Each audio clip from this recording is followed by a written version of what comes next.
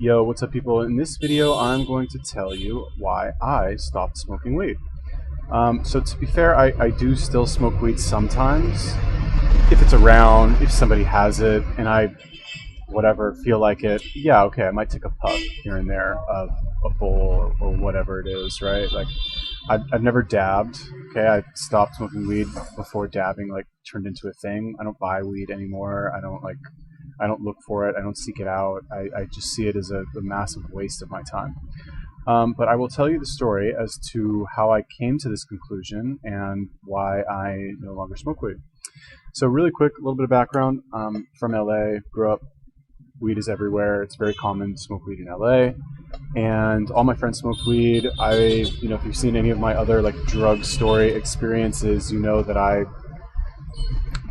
did a lot of drugs, and I never, and I would say the base of all of my drug use really was smoking weed. I would always smoke weed all the time, and then everything that I did on top of that, whether I would like take a Xanax or Valium or mushrooms or whatever it was just kind of layered on top of that. But the weed stayed constant. Eventually kind of like stopped doing the hard drugs, really like after I got arrested the first time, kind of like cooled out with that, and like I would say, okay, I only smoke weed now. I don't do drugs anymore. I just smoke weed, right? Then I went to Israel, joined the army. You can't like get Valium over there. Like it's just not the same as it is in America. We can get like anything you want, pretty much. Anyway, that kind of like burned it out of my system. However, I would still smoke weed over there, or over there it was hash. It's like the same thing. But yeah, like moved to Tel Aviv. In Tel Aviv, everybody smokes, right? It's like, what's the joke in Tel Aviv, or the joke that I made up that nobody else knows, is that everybody's single and everybody smokes weed. So it's like, let's say you meet a girl and you want to know, like, oh, does she have a boyfriend? She doesn't have a boyfriend. She lives in Tel Aviv. She's single. Like you want to know, like, what you can do with her. Like, do you want to smoke a joint? Everyone will say yes. Everybody will say yes, really. Or girls, I mean, like nobody will like, oh, actually, I don't smoke. Or as far as I know, maybe it's changed. I haven't been there. I haven't lived there in like 8 years. I highly doubt it's changed. But what do I know? I don't know. Feel free to correct me, any people who currently live in Tel Aviv. Anyway, what was I saying? I'm so out of it. I need my coffee. Oh, anyway, all right. So like, started selling hair straighteners. Okay, after I lived in Tel Aviv, I started selling hair straighteners. I moved basically from Tel Aviv back to the States and began my 7-year journey to, I don't even really know. I would like go sell hair straighteners in some place for like 4, 5, 6 months, save a bunch of money, get totally burnt out on sales, and then quit and go travel somewhere, blow all my money, like not a care in the world as to what I spent my money on. Just like, oh, that restaurant is, it's a $40 meal. Well, I would like convert everything into like how many sales I would need to make in order to make that money back. Because I knew pretty much I was going to go back to that job eventually, every single time I quit. Because like, what else would I do to make money, really?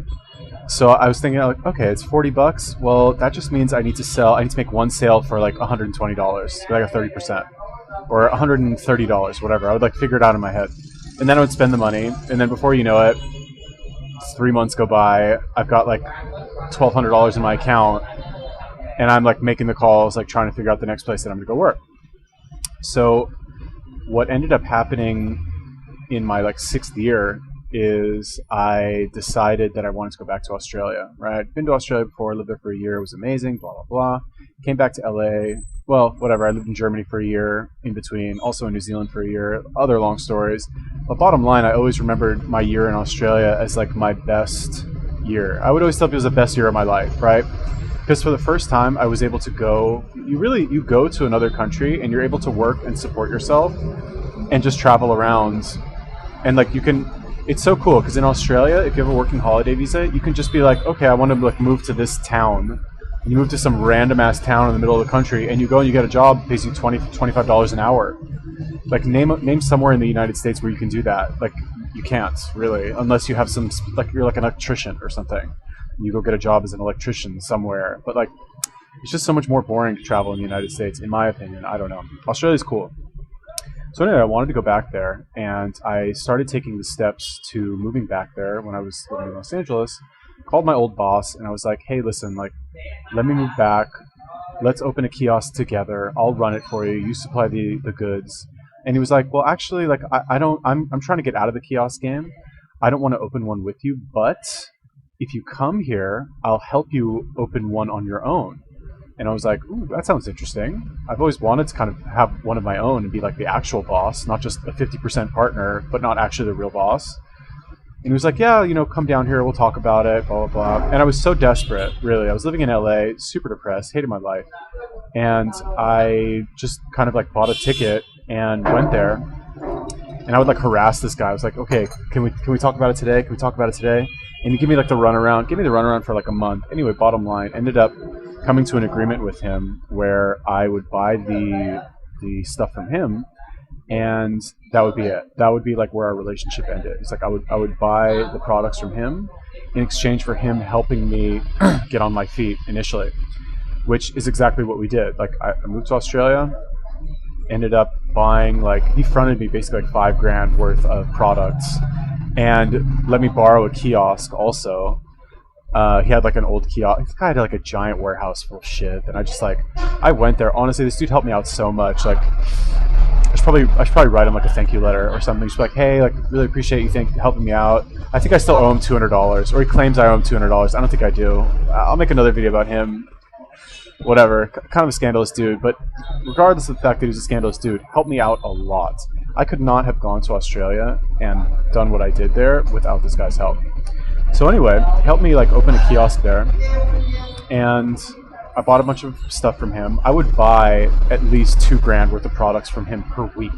Okay, we were crushing it in this mall. We were like, so it was me and this one Korean employee that I had, like random Korean dude that I met in a hostel, the hostel where I ended up staying. Like, I went there, and my first month I didn't have anything to do, so I was just like sitting around calling this guy like nonstop. And there's just a Korean guy there, and he's like, I'm telling him like, oh, I'm going to open a business, blah, blah, blah. And he's just very young, very impressionable young guy.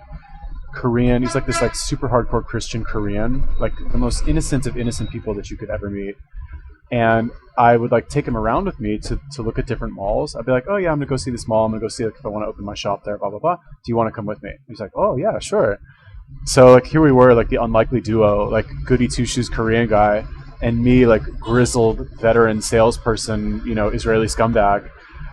Going around like looking at these different malls. Anyway, he wanted to work for me, and he's like, can I work for you? And I'm like, yeah, sure, no problem. Like, do you know what you're getting yourself into? Like kiosk sales is not easy.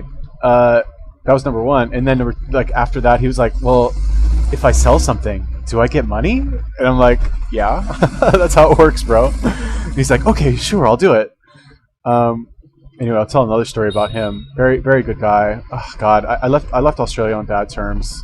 I really should have. So it's like those two guys are definitely on the list for like when I make it big, like contact them and repay them for how they helped me. Because whatever.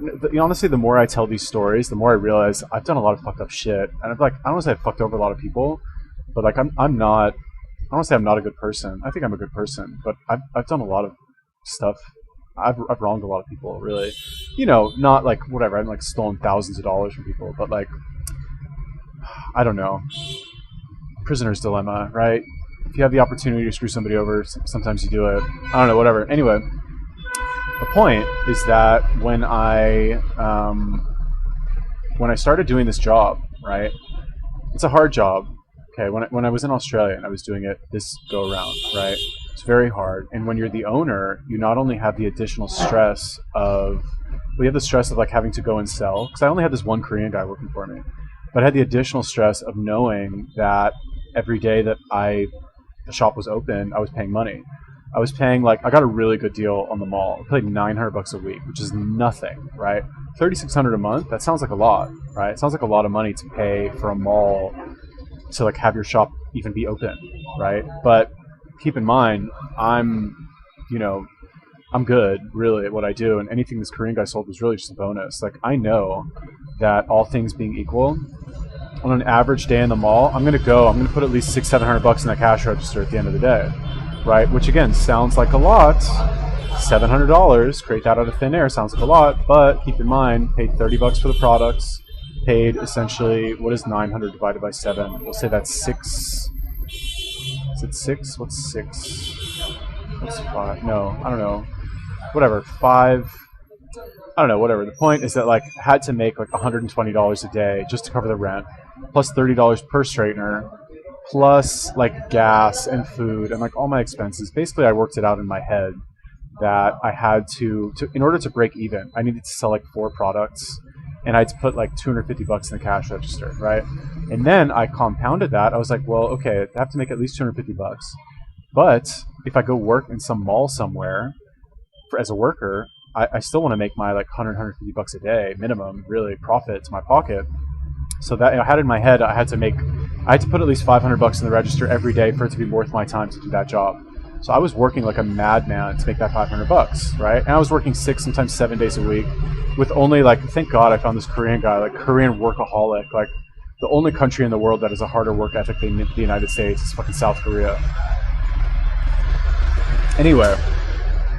So what does this have to do with smoking weed? Nothing, really. But the point is that as I'm doing this job, it's very stressful, and I got continually like more and more stressed out to the point where I realized I came to a point where I was like, okay, I'm eventually going to sell this business and stop, probably at the end of the year. It's a temporary thing. I'm not going to do this for the rest of my life. I actually could not do it.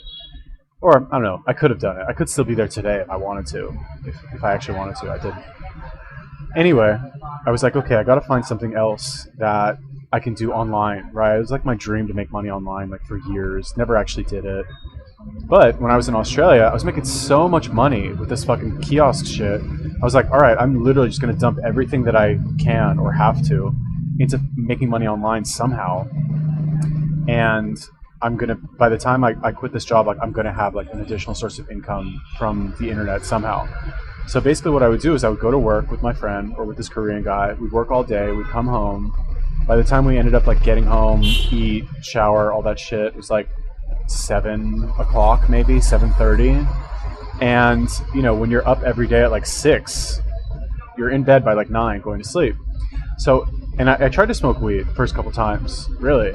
But if you smoke weed after a long day of work, after just having eaten a big meal, your insulin is through the roof. Like, it's not going to be easy for you to focus on anything. So here I am, like trying to figure out this, like, my thing was like I wanted to grow Instagram accounts. Like I really saw the potential of Instagram for some reason. I was like, oh, Instagram is the thing.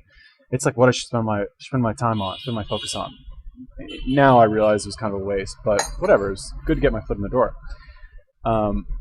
Anyway, it was just too hard when I was smoking weed. That's the whole point of the story. I really could have like summed this up in one sentence, in like a 5-second video. Like, why I quit smoking weed? Because I was trying to make money online. It was too hard to focus and I was high. Really, that's what it was. But without the additional leverage of this soul-sucking job, you know. And I really should make another video about my experience in Australia this time around, because that's an interesting story. Maybe that'll be the next video. We'll see. Yeah. Anyway, I don't want to get too into that, but that's really why I stopped smoking weed. And for any of you out, like, I probably wouldn't have stopped smoking weed unless I had that additional leverage over me in order to do that, right? Because what's the point? Like, why would I really? Like, what did I have to do other than smoke weed to fill the time? Nothing. And I think if you want to, you know, we can substitute eating processed food or fucking chronic masturbating, like whatever it is. If you don't have leverage over yourself to stop doing something, you're not going to stop doing it. Why would you? Really? Why would you do it? Why would you stop? Actually, why? Oh yeah, it causes you pain. You know, there's negative side effects or negative effects of it, of continuing to do it. Fine, that's true. But are those, like, you know, in the ultimate balance, are those negative effects more painful, more stronger, let's call them, than the positive things that you experience from it? If the answer is no, then you're going to keep doing it. Really, you know, smoking weed, like, I'm not saying it's like this wonderful thing that like enriched my life in so many ways. I definitely, you know, okay, fine, when I was younger, helped me bond, helped me make friends, sure. Helped me like bond with a certain friend group that maybe I wouldn't have bonded with at the time. You know, if I could turn back the clock and do it over and I didn't smoke weed, how would my life have turned out? Maybe differently. Maybe I would have like I don't know, maybe I would just would have been a much more balanced person, and maybe a doctor, and fucking have like 3 kids and white picket fence. Maybe, I don't know. But definitely, like, what should have stopped, like, you know, after the army, like, for sure, like, should have taken that as an opportunity to stop. And I did stop temporarily. But anyway, the point is this, is that if you don't have a reason, if you don't have something that's more important to you than smoking weed, then you're going to fucking smoke weed, right? So I think that it's important to have something like that. For me, it was a business, and it was not only just a business, it was the intense pain that I experienced every day that I operated my business. Sure, I wasn't living in Africa on $1 a day, suffering, the risk of like having my arms chopped off by some warlord, fine. But it was still suffering for me to go every single day and try and stop people and eat that rejection and know that maybe I was going to be losing money if I didn't sell anything, and the stress of that, plus everything else that went into running a business. Okay, so anyway, that's the point. If you guys have something that's more valuable to you than smoking weed, then you'll stop. Okay, so let me know. Did you used to smoke weed? Do you smoke weed now? Did you used to smoke and you stopped? Did you never smoke weed and now that you're an adult you smoke weed? Tell me. I want to know. Leave me a comment. Tell me about your weed smoking experience. And if you were able to stop successfully, yeah, go support me on Patreon. Also, hook a brother up with those $10 a month. Also, actually, fun fact, I started making custom t-shirts. I'm not sure if I will still be doing this when this video goes live, but as of right now, I have a merch store. I'm making t-shirts. They're all one of a kind. That's what I should call them. One of a kind. They're all actually one of a kind. I only make one. I might buy an additional one for myself to wear, but currently I'm only selling one of each of these. So they're all one of a kind. If you guys want to check them out, you want to go over there, let me know, or just go over there and buy one, or just support me on Patreon if you want. But go buy a shirt. Peace.